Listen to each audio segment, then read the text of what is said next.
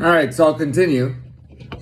All right. So it's no different than there's no difference. There's no difference. There's no difference. It's all the same stuff. So why would I have an issue with somebody saying that we're the supremacists in our country?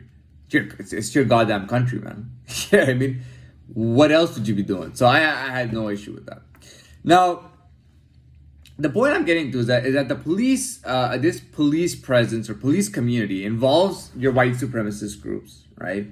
Anyways, it involves your white supremacist groups. It involves your kind of your city whites and your town whites, and it even involves non-whites that are sort of within the organization. So they do have non-whites in the organization that are in different parts of the organization or whatnot. They do have their non-whites. Okay, so they got that, and you know, in business, in law, in government, in politics, in education, the police community has some say. Now, one thing I did realize when I was, you know, doing when I was dealing with these guys is that what I noticed was that they weren't as powerful. Now, that means one of two things. Either the police community is not powerful, and that's not what I mean. When I say they were not as powerful, I mean the guys that I had a connection with. Because the guys I had a connection with were just, I'm not going to talk about them, but the guys I had a connection with, first of all, anyway, we're not going to talk about them, but they were literally part of, you know, like, at some point they had done police experience, they had experience, an actual police officer, a position like an actual working as an officer at some point. Like they actually worked as employed, paid, official badge officers at some point.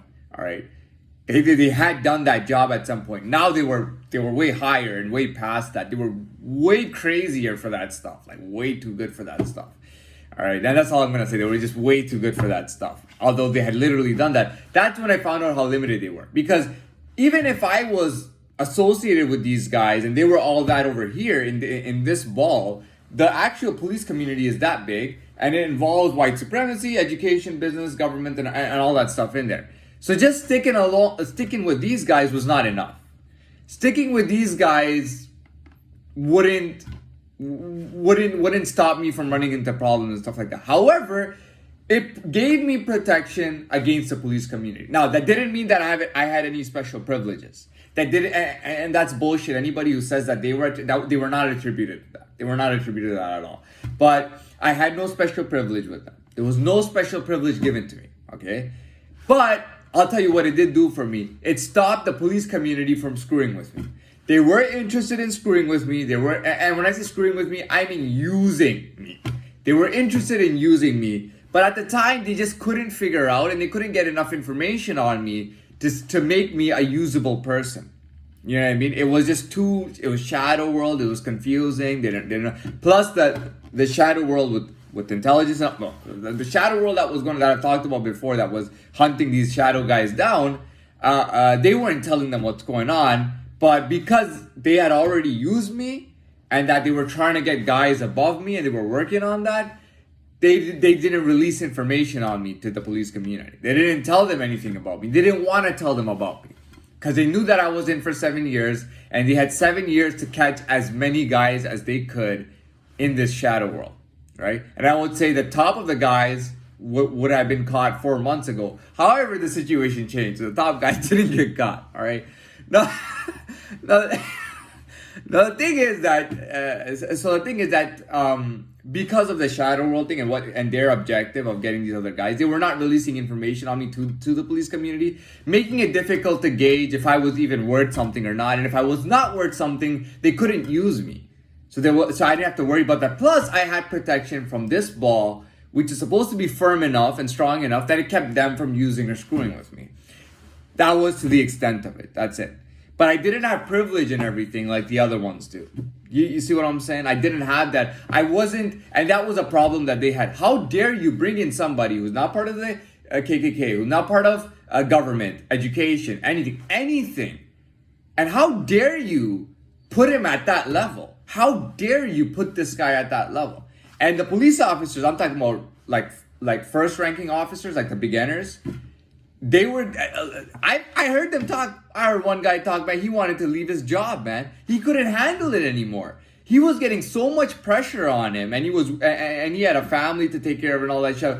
He was like, dude, I got a job lined up with my family and a business. I'm leaving this fucking shit. I can't take these threats and intimidation. I can't put up with this shit. I'm out of here. They were getting a lot of heat because they were saying, how dare you guys? And when they would ask them, how dare you put somebody on? Like, they go like, we're not the ones putting them on, man. We're not the ones. How dare you put this guy on? It's got to be the Italians. Is it the Italians? No, it's not the Italians. Okay, it's got to be you officers. No, it's not. It's got to be SWAT. SWAT's like, dude, we got nothing. We don't even know who this guy is. So you had a lot of confusion. And in this confusion, it kept them from using me, which makes me happy. Now, I'm at the point now that I am 100% usable, to be honest, right? I am 100% on the radar, and I am ready to be used, all right? So the deal is, how I imagine is, first of all, they would rather than, it's like somebody buying something at an auction, rather than offer me $1 million for my $1 million item, they're gonna offer me 10,000. So seriously, they're gonna look at me and be like, come on, man. These guys are so bad at business, by the way. And I'm serious, the police community is awful at business. They gotta look at me and go, dude, you're worth about 10 grand, man. You're down here, you got nothing. You're a bum with a lot of abilities. We're gonna use you, and every year we're gonna bump you up $2,000 more. It's ridiculous, you know what I mean? I'm sitting there like, I don't know, but that's totally stupid. You know what I mean? But you must be a wizard if you guessed that I brought this up specifically because of what I just said right now about the usability and about the police state. Now, this is a police state. New York is a police state as well. All right. So the situation here is basically about, I got this thing over my head.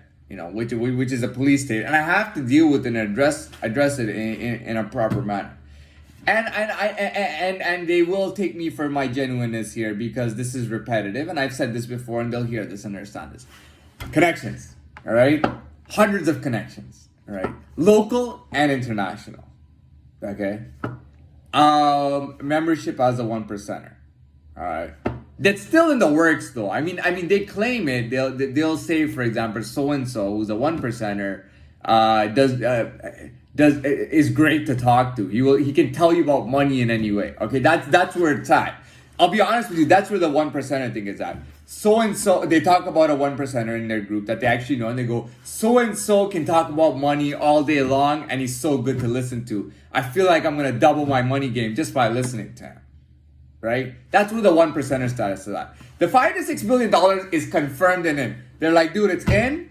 Fuck off. All right? It's in and it's in. And that's the worth is $5 to $6 million. Now being somebody worth $5 to $6 million and having connections all over the world, all over the world, but all over the board, having connections all over the board.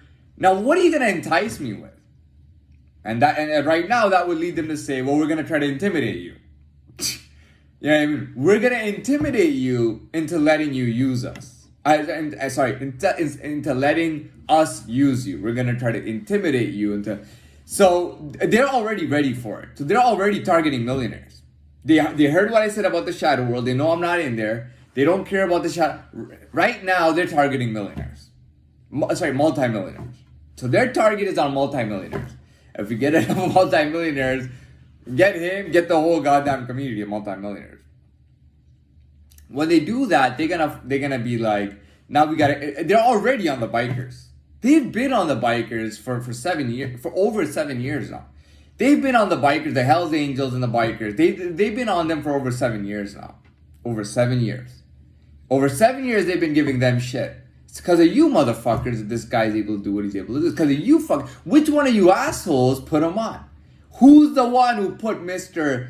First name and last name on? We don't know. We don't have any information. Just like everybody else telling you we don't have any information on this. Who is the fuck? You know what I mean? So the 1%er is in the works. The money's already in. The money value to me is already put there, which makes me worth something.